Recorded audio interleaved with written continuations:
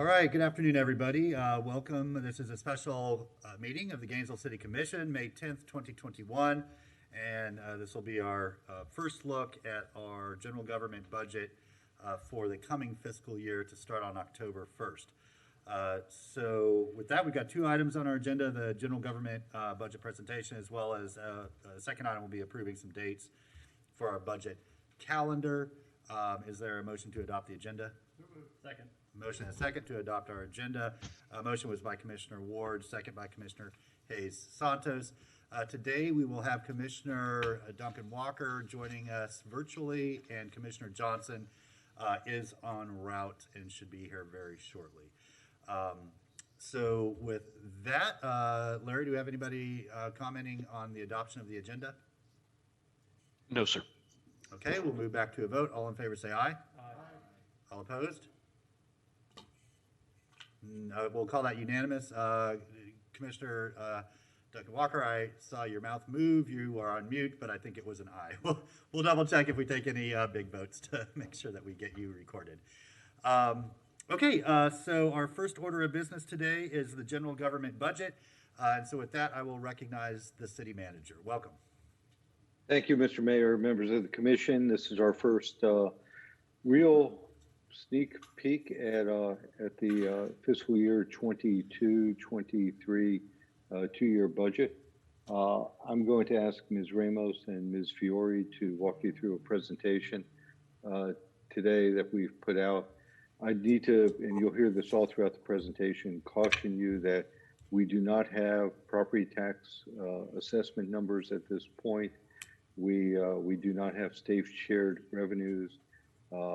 So this is a very conservative look at the budget at this point. I can't tell you that with certainty it will improve, but hopefully it won't get any worse than it is. So with that, I'll turn it over to Ms. Ramos and Ms. Fiore. All right, welcome both. Good to see you. Ms. Fiore, it's all yours. Hello, I'm going to share my screen.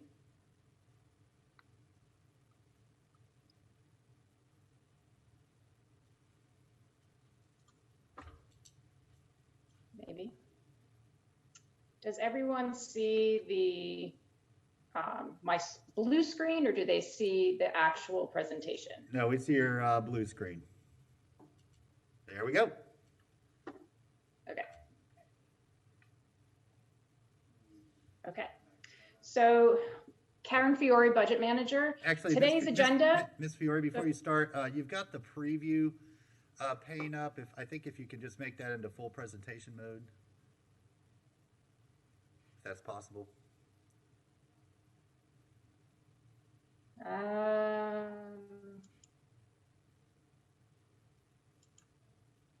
Maybe I need to, hold on.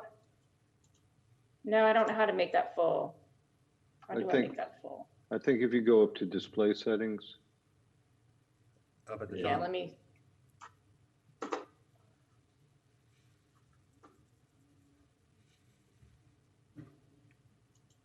Sorry.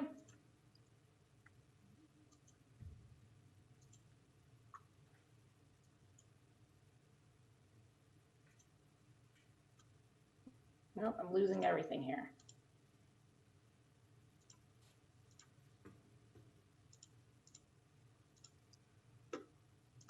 Okay, give me a second. Sure. Lost everything.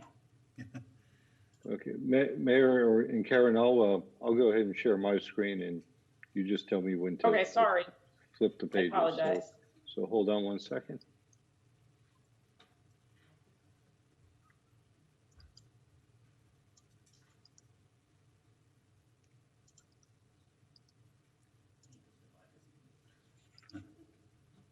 Okay, how is that? Yep, that's great. Okay, I apologize. Okay, if you can flip.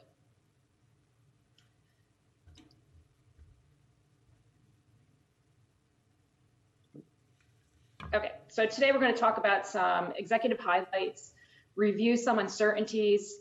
We're going to do a short overview of the general fund revenue and expenditures, and we're going to look at the departmental review general fund Next. And some executive highlights. So COVID-19 had some negative impacts on some of the revenue sources within the general fund. So here you see that half-cent sales tax, we received about 467,000 less than what we anticipated for fiscal year 20. We had communication service tax about $123,000 less than we expected. We saw quite a big hit for utility public service tax of $1.18 million. We also saw quite a bit of parking revenue loss. That includes your parking garage as well as permits. Some of our recreation programs were affected due to COVID, so we lost about $169,000 there, as well as we saw some business tax receipt decline and lease forbearance. So a total of $1.8 million basically in the general fund due to COVID-19.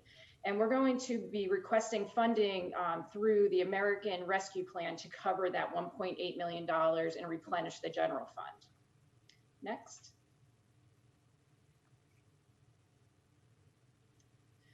Then came fiscal year 21's budget cycle. So during that budget process, if you remember, we were right in the middle of COVID, really a lot of uncertainties still around these major revenue sources. So when we adopted the budget for fiscal year 21, we reduced the revenue by $2.4 million. So we reduced the half-cent sales tax by $1.4 million. Communication, even though this is a declining revenue, we reduced it an additional $269,000. Your local option gas tax, we reduced that by almost $150,000. Your municipal revenue sharing by $481,000. And again, we knew that we were still going to have some impacts for the parking garage as well as parking permits for $163. So you adopted a fiscal year 21's budget, very conservative budget with a reduction of $2.4 million in general fund revenues due to COVID related activity. Next. So some uncertainties, still really early in the budget process. So the Alachua County property appraisers, they will not submit the June 1st, we'll get the June 1st numbers in a few weeks here, and they will be the preliminary taxable values for fiscal year 21. So the 22 budget in front of you is very conservative with only a 1% increase for property tax at this point in time. State revenue sharing, the state shared revenue estimates will not be out for until July. So again, very conservative with the budget in front of you. And what other impacts for COVID-19 that we just don't know about? And we also don't have commission increments. Next. So the 22 proposed budget, again, baseline, these numbers in front of you do not include any increments for any of the charters. So no increments is in this baseline. As well, again, I can't stress that the revenues are very conservative, but it can swing either way when we get the June 1st and the July numbers. So we're currently about 1.2% increase for revenues over the fiscal year 21 adopted budget and 1.6% increase in expenditures over the fiscal year 21 adopted budget. Next. Oh, so I'm sorry, one more thing. So this will currently be at a deficit of $550,000 for fiscal year 22 and $2.1 million deficit for fiscal year 23. Next. So this graph shows the revenue growth. So a couple things I like to point out here. If you move over to fiscal year 2009, so this was due to the 2008 financial crisis. And you can see we started to climb out of that in fiscal year 2011. And I apologize, that arrow should be pointing to fiscal year 11, not 13. I didn't switch that arrow when I redid this slide. And so fiscal year 2011 was the first year we implemented the fire assessment. So that was great. But then what happened in August of 2011, we had the market crash. So that took a couple years before we started to climb out. So you can see in fiscal year 14, we started to climb out of there. And then came fiscal year 15. Fiscal year 15 is when the general fund transfer formula changed. And with that change, the transfer was reduced in fiscal year 15 by $2.4 million. That new formula moving forward would have a annual inflation factor of 1.5%. So then you start to see the steady growth again. And in fiscal year 18, we actually had a small millage rate increase, and we also increased the fire assessment. Then came fiscal year 19. Fiscal year 19 is when the GFT contract expired.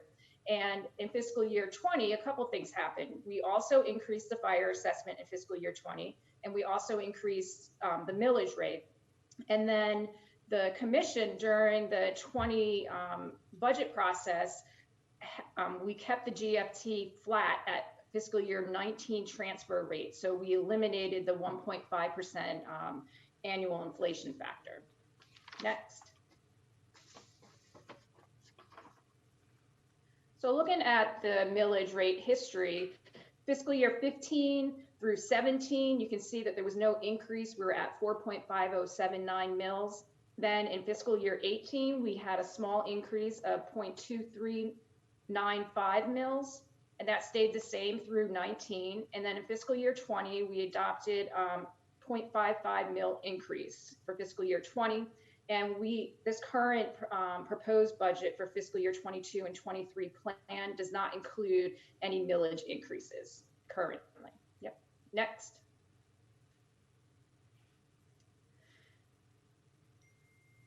We like to look at how Gainesville lays over the entire county. So you can see that Gainesville's millage rate for fiscal year 22 is 5.2974, the lowest.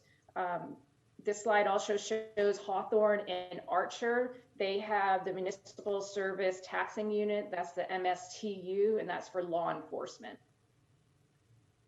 Next. General fund revenues by major revenue category. So your property tax, as mentioned, very conservative at 1% growth for that line. Your other taxes, here it includes items such as your utility tax, your local option gas tax, communication service tax falls under here, as well as your business tax, 1.8% growth over fiscal year 21's adopted budget. License and permits, the large increase here, the 18%, this is due to the fire assessment. The fiscal year 22 proposed budget includes an increase of $1 a month for factor fire protection unit. So $12 a year increase, that would take it from $133 to $145. Intergovernmental, here is your half-cent sales tax. Again, we were very conservative in our fiscal year 21's budget. Actual collections have been really good. So our 22 proposed budget is more in line with true collection, which results in about a 10% increase over the 21 adopted budget. Charges for services, two factors here for the increase of 8.7% over the 21's budget. The first is mostly due to the indirect costs that the general fund receives from all the other funds. And then the other piece is the implementation of the new rental housing program. So you'll find that under charges for services. Fines and forfeitures, there was a small reduction there, and transfers in. So any given year during your budget, some years you have other funds that transfer into the general fund to balance the general fund for that year. Currently, for fiscal year 22, we don't have as many of those, so you're just going to see a natural decline in that line. And then, as we all know, the general fund transfer, the reduction of the $2 million. So total overall, an increase compared to the fiscal year 21's adopted budget of 1.2%. Next. I mentioned a lot of these, but I'll say them again. So the baseline revenues include the 1% increase in property tax. It's actually a 4% reduction in the local option gas tax. We have 2% increase in the utility tax, and these are mostly based on, again, true collections so far for fiscal year 21. 2% reduction in the communication service tax. The $12 a year increase for the factor fire protection unit going from 133 to 145, 9% increase in state revenue sharing, 14% increase in the half-cent sales tax, and 9% increase for fees and services. And this is mostly, again, due to indirect costs, and then the implementation of the rental housing program, and then the reduction in the $2 million for the general fund transfer. Next. Looking at the trend in utility tax. So if you jump over to fiscal year 20, you see the impact of COVID-19. Look at your collections for fiscal year 19. You were at 14.8. Then COVID hit and our collections went down to 12.8.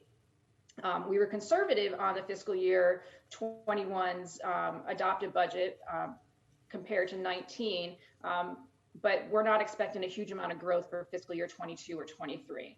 There again, you only have the 2% increase. Next. The utility transfer.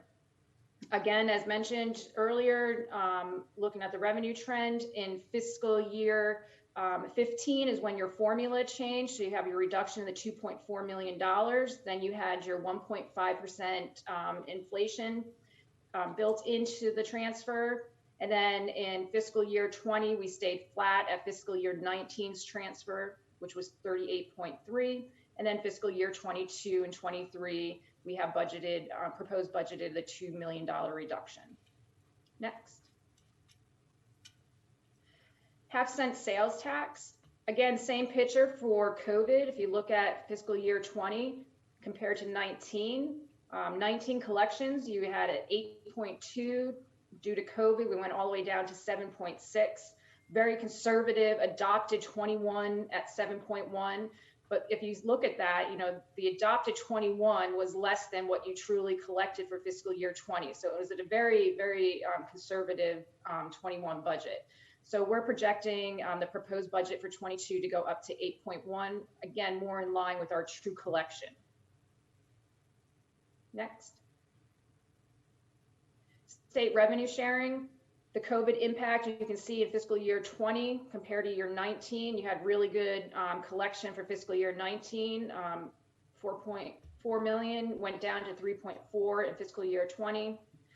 Very conservative budget for 21 at 3.1.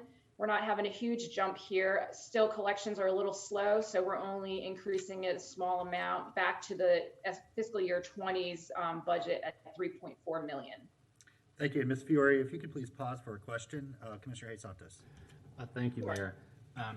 The legislature, I don't know if the governor has signed yet, but I think it's expected to. The legislature started collecting sales tax on online orders and out of state. Is that baked in here at all, or do you know where those dollars have been allocated? Some went to a business or cut for businesses, but do we know anything about how that will affect these numbers? So, Commissioner, I'll take that. So the governor has signed the bill. So we are now one of 49 states that collect the sales tax, but it's not clear how that will trickle down yet to the local share. As you pointed out, some of it will go to offset unemployment taxes that businesses have to pay. And then the rest will be distributed through probably normal sales tax procedures, which would take about a half a penny of what's left and send that to all the counties and cities collectively. So at this point, I don't know that it's going to have a large impact, but that's one of those state revenue sharing numbers we'll see come out in July.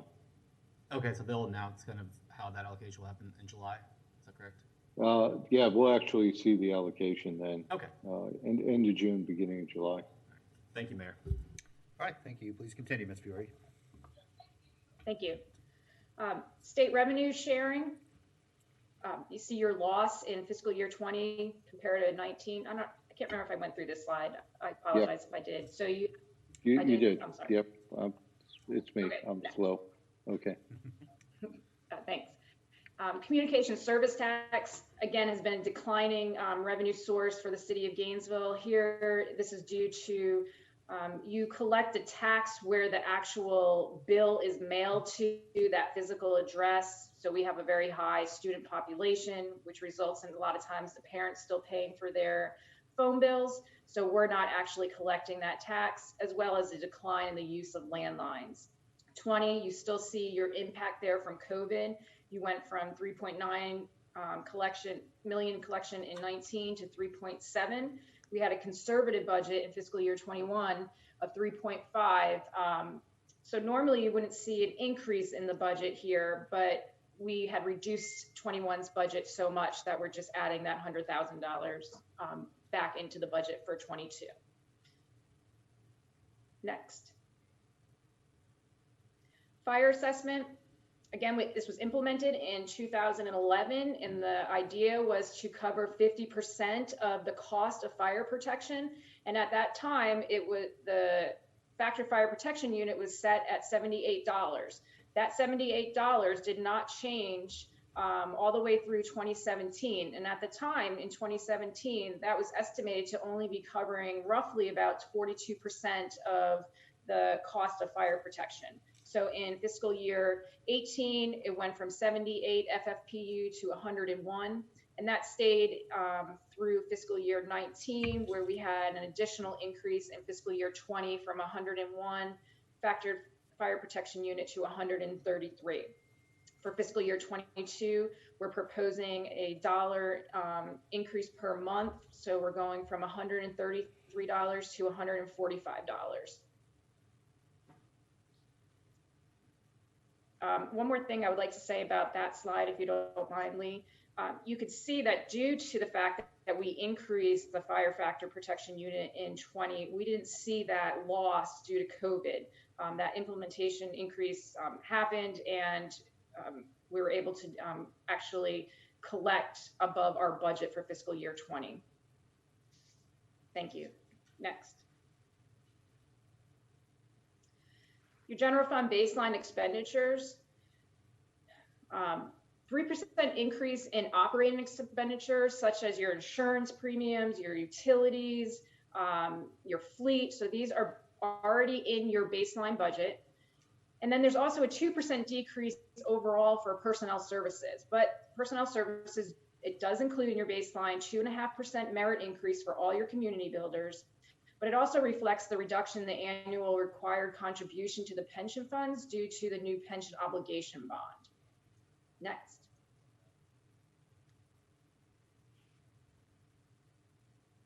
So looking at general fund expenditures by major expense category, again, you can see the personnel services there show it compared to fiscal year 21's adopted budget.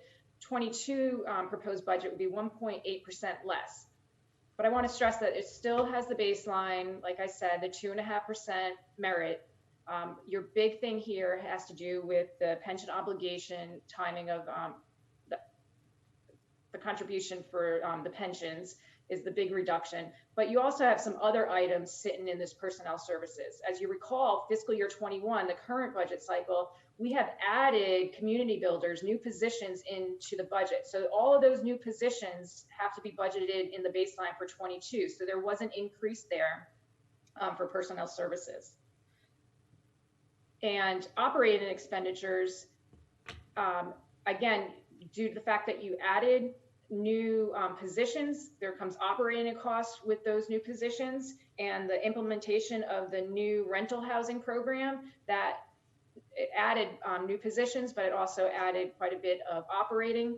You also have an increase for the combined communication contract. That went up, as well as your trunk radio contract went up. So that's all embedded in your baseline, which resulted in about 1% increase over 21's adopted budget.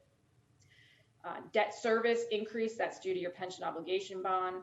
Non-operating, that large increase there was simply moving the security guard contract out of the facilities budget, which was in operating, and we moved it out so we can record it as non-operating and moved it over to the risk department. So that was just a transfer from one category to another. So overall, total expenditures increased over the 21 adopted budget by about 1.6%. Next.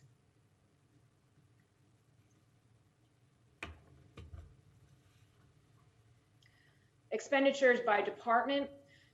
You'll see that most departments have a negative % change, again, due to the pension contribution. But then you have some items that are standing out. For example, your Combined Communications Center, that's your CCC contract that had an increase of almost 7%. Your Communication and Engagement Department, you had additional community builders added to that department in fiscal year 21. They're now reflected in the baseline, as well as the operating necessary for those positions. Next. Housing and Community Development, that was another department that you added some additional community builders, which also required additional operating. Your Public Works, couple factors here. Some of it's due to your the new trunk radio contract, as well as they have a large utility bill, so they saw an increase for that line item.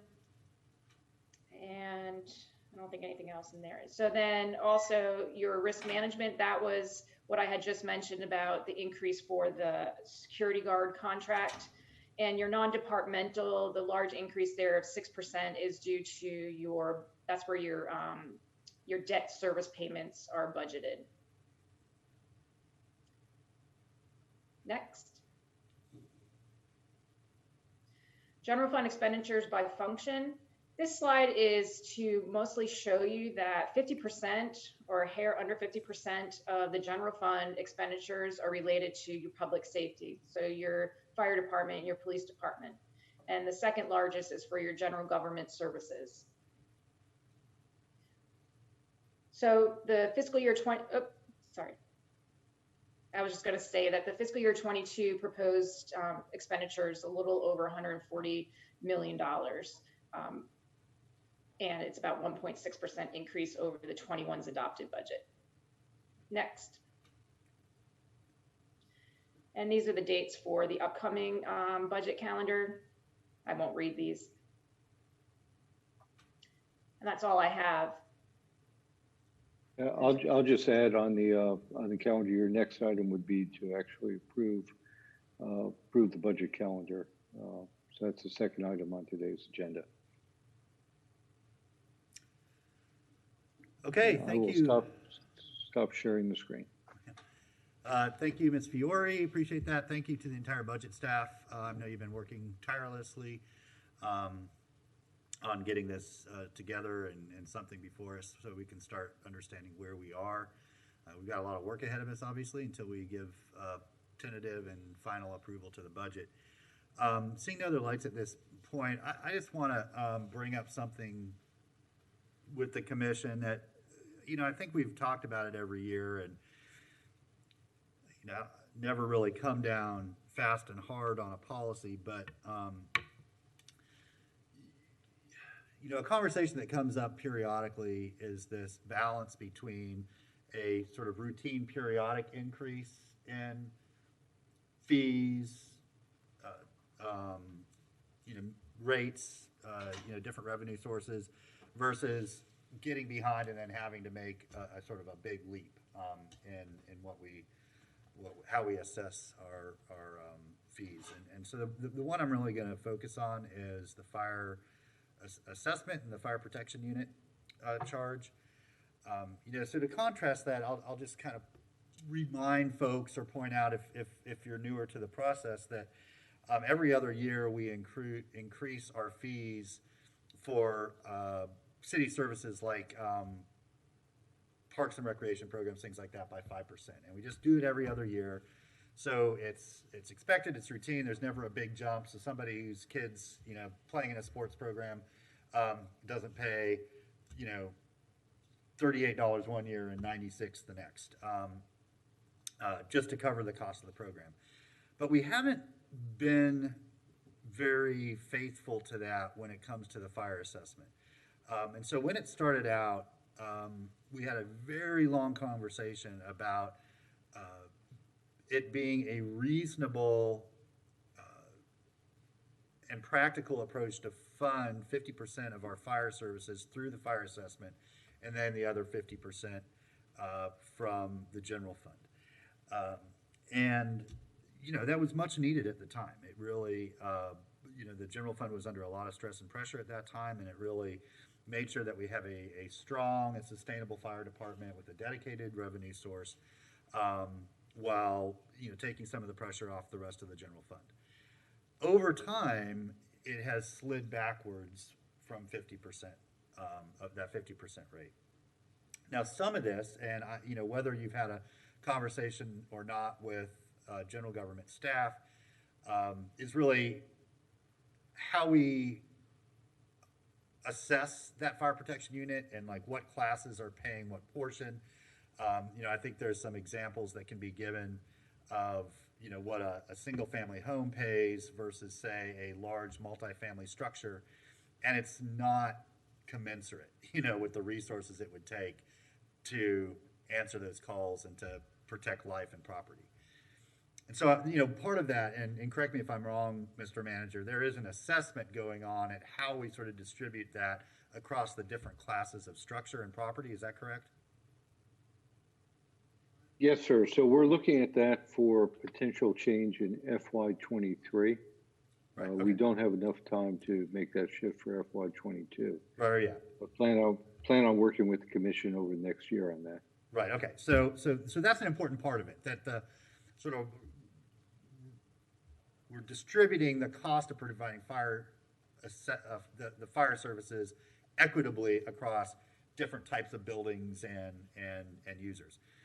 The other part, and this is not a decision we need to make today, but it's something I'd like us to think about for a future discussion for this budget, is keeping it at that 50% level.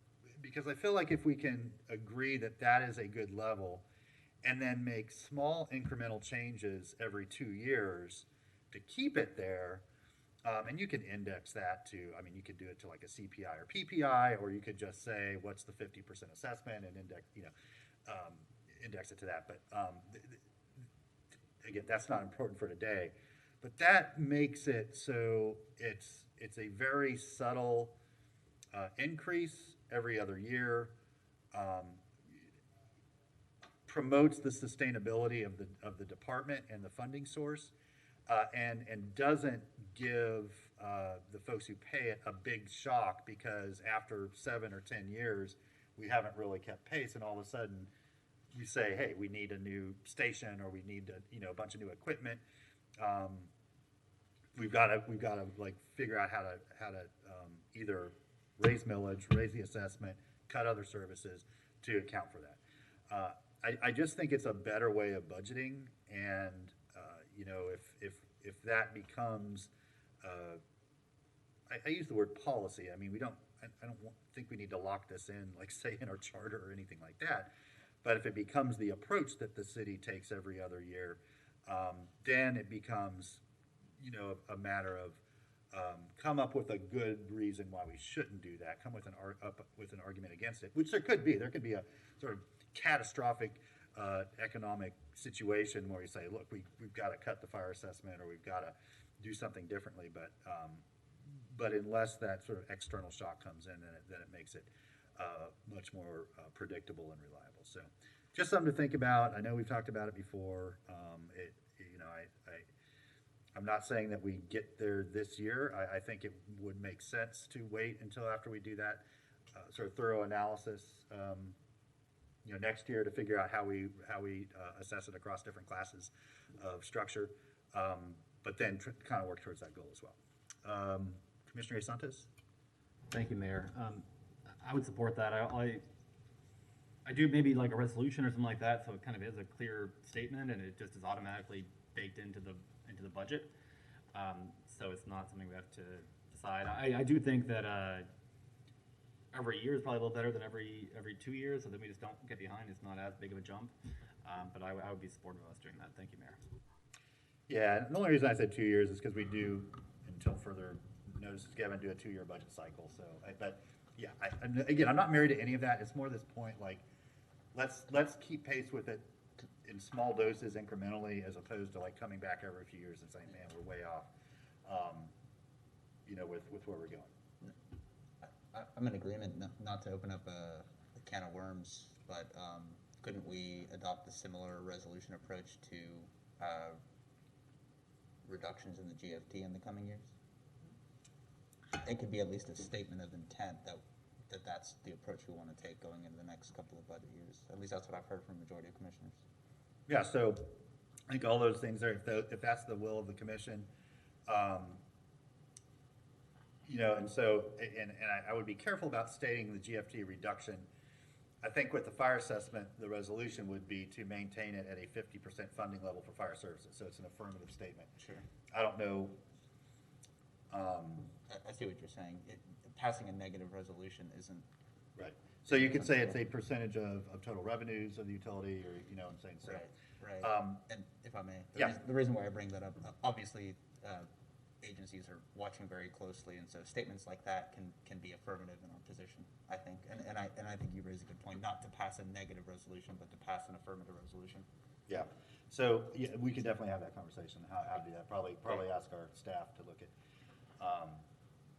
possibly how other municipal utilities do it, and Yep. Bring us some suggestions back. Okay. Anybody else on the commission have any questions? Really, just a preview of where we're expecting revenues to come in and expenditures over the next year. Yeah. Commissioner Saga?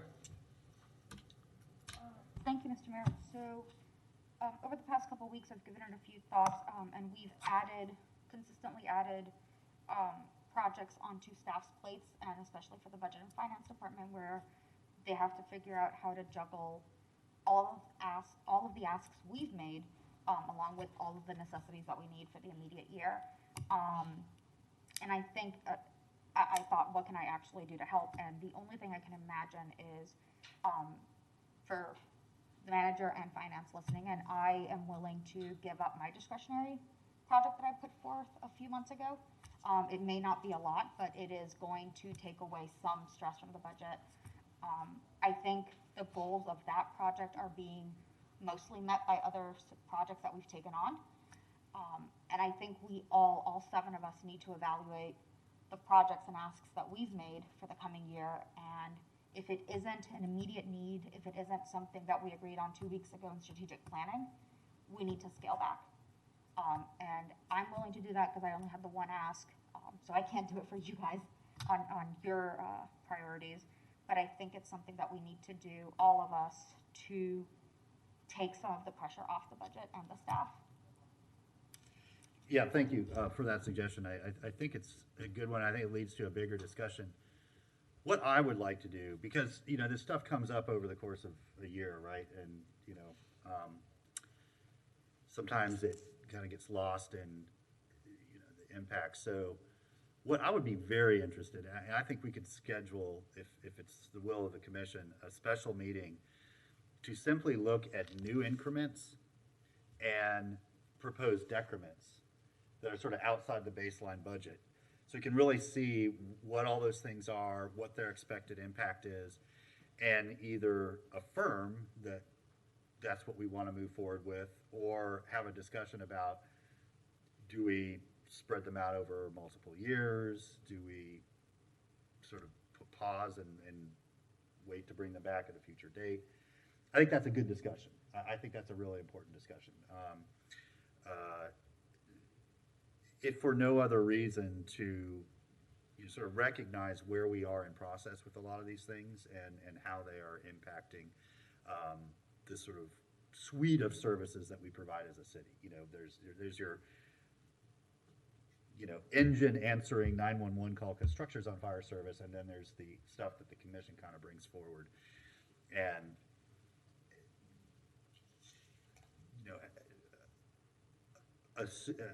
I'm assuming they have some connection to the strategic plan, but I think that's the other thing you bring up, which is important, which is, we now have this document that's in draft form coming back to us. How do all of these things align with what we agreed to as our priorities as a commission, as a city? So unless I hear otherwise, I would love to schedule a special meeting just to focus on those things, you know, outside the rest of the budget and see where we are with that. So I'll wait to hear from everybody, and then if we want to schedule that, we can figure out a date. Commissioner Santos? Thank you, Mayor, and I'm good with that. I think down a similar vein, I've done this many times myself on the commission of throughout the year of voting for budget increments and then or of changes during the middle of the budget, but not exactly knowing where that money is coming from during the budget while we want to make those changes, not in the middle of the budget.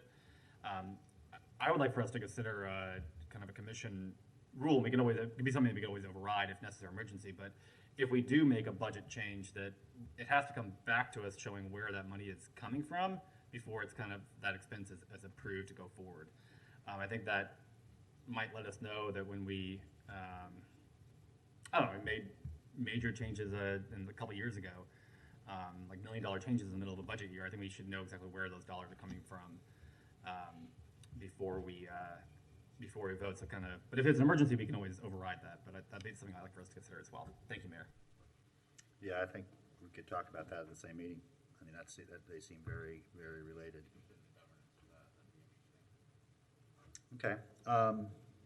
Is there any objection to scheduling a meeting to discuss those things? Yeah, Commissioner Johnson. Thanks. Is it possible to put that as an agenda item on general policy?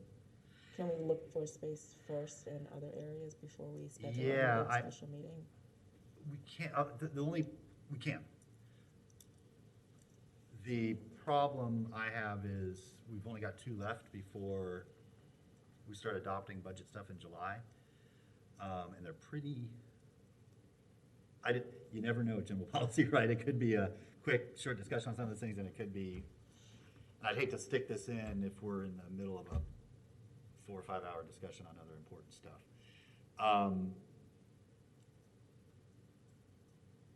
I would just ask that if it's possible, we could try to put it on another meeting agenda first, and then if that's not possible, then we can schedule a special meeting.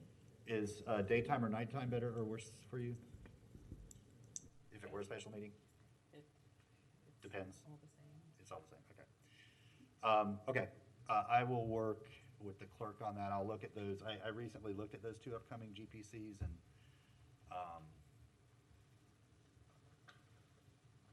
it might be a commission priority thing where, because this is budget and we really need to make some decisions before July, we move one of those GPC items till after our break. That could be another solution if they're not super time sensitive. So I'll look at that too. Let's talk about it during commission comment on Thursday. Well, that'll give us some time to look ahead a little bit and then try to make a decision then. Okay, so yeah, we'll just kind of pause this until Thursday for that, and then come to some sort of conclusion. Okay, any other questions before I go to Larry for public comment? Not seeing anybody. All right. Larry, we're going to start in chamber here. So yeah, we'll start with, go ahead, Mr. Shepard, and then I'll go over to you. Mr. Shepard? Welcome, thanks for being with us today. I'm people's representative. As people's representative, I loved what I heard from Mayor Pohl. I think that showed great guidance and leadership to call that meeting, because that there I see as an accountant and as a leader of the public. I think that's an excellent move towards bringing the info to your new commissioners and to your commissioners in general. That way everybody is on the same page. There's a lot of questions that had been happening, and a lot of switching of the money. So this here will get everybody on the same level of interest and intentions of what they would like throughout the next year or further, and therefore I vote for the special meeting, and thank you for bringing that forward. Thank you. Thank you, Mr. Shepard. Okay, Larry, over to you. Mayor, just the one speaker, Nathan Scott. Nathan? Good afternoon. Thank you, Larry. Good afternoon, Mayor, Commissioners, Nathan Scott. So what I've heard today was a hastily presented presentation, a 9% increase in the fire assessment fee on declining fire services budget, notwithstanding the fact that the majority of the fire assessment fee does not even go to the fire department. I've heard a lot of excuses from Mayor Poe. What I haven't heard is discussion of making a substantial reduction to the general fund transfer, cutting city spending, addressing those issues. I've heard increments, but I don't see any adult behavior in the room. Once again, it's just get through this as quickly as possible. Punt, don't make a decision. Let's have another meeting. We don't have a lot of meetings because we're running out of time. And then after your summer recess, when everyone's not looking, you come back and rubber stamp whatever you want to do. There's been no real discussion of the debt downgrade. Electoral Chronicle did a great article about the Commission's unwillingness to discuss the elephant in the room, unprecedented two-notch debt downgrade by S&P. It could have been avoided by the Mayor of the Gainesville City Commission by taking immediate action to prevent it, but you chose not to. It will cost GRU customers another $32 million of additional borrowing costs, on top of the $27.6 million and counting to date, resulting from the prior debt downgrades, Mayor Poe, that were all under your failed leadership. So if the citizens, including your supporters, seem to be upset, and just read the numerous Facebook comments and the posts on social media, it's because you're not taking things seriously. It's business as usual. The debt downgrade was not a wake-up call. You haven't learned anything from it. You're ignoring it, and it's right back to business as usual. That's not good governance, Mayor Poe, by any measure. Irrespective of political affiliation, every taxpayer in the city of Gainesville and every GRU customer should be outraged. The City Commission, primarily Commissioner Harvey Ward, caused a two-notch debt downgrade because you failed to take immediate action. You didn't listen to GRU management. You didn't listen to a former state utility regulator. And now we're talking about a budget. We see that there's no FY23 reduction, further reduction in the GFT. It's constant. We see just a bunch of spending. We hear community builders. That's the expansion of city government, Mayor Poe. And again, the root cause of the two-notch debt downgrade, make no mistake, the root cause of the two-notch debt downgrade was the ongoing financial mismanagement of GRU at the hands of the Mayor of the Gainesville City Commission, the unnecessary expansion of city government, and the ongoing spending addiction of the Mayor of the Gainesville City Commission, who continues spending more and more money at every meeting that you don't have. But there is no adult behavior in the room. Commissioner Ariola, you proposed making a $12 million reduction in the GFT. That hasn't even come up today. No reduction in the GFT. It's not even on the table. Mayor, that's Yet 3 you minutes. know Fitch Thank you, and Mr. Moody's Scott. are going to be downgrading you. So be adults, commissioners. Have a discussion. Thank you. Mr. Scott. And Mayor, that's those are all our callers. Anybody else in the chamber wish to make any comments at this time? Okay, we'll close public comment. I know anybody's allowed to say whatever they want during public comment. It's people's right to free speech. To insinuate that any of the seven of us don't take this incredibly seriously is just factually not true. Somebody who's followed the commission as closely as Mr. Scott has for a dozen years knows that. He might disagree with us, but it's not for lack of taking it seriously. This is the most important thing that we do every year, and a lot of time and effort goes into it. I want to especially thank our budget staff on general government and GRU side for all the preparation and work they put into this. And there's not been a budget year that has not been difficult, I can tell you.